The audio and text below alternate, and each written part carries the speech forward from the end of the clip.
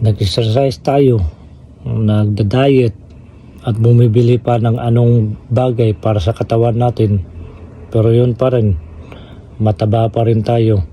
Yung iba nga may mga complication sa katawan nila, lalo na sa health nila. Alam niyo ba na may isa na napakamura at pinakamadaling paraan para ma-lower mo yung belly fats mo, ma-lower mo yung insulin, ma-lower mo yung blood pressure, at saka ma-lower mo yung cholesterol? Ito ay apple cider vinegar. Apple cider vinegar, napakaraming benepisyo sa katawan mo. Mag-take ka lang ng 1 to 2 tablespoon every day.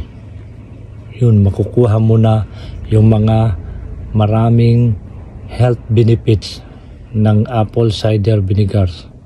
So yun guys, invest your health, kasi alam naman natin, health is wealth.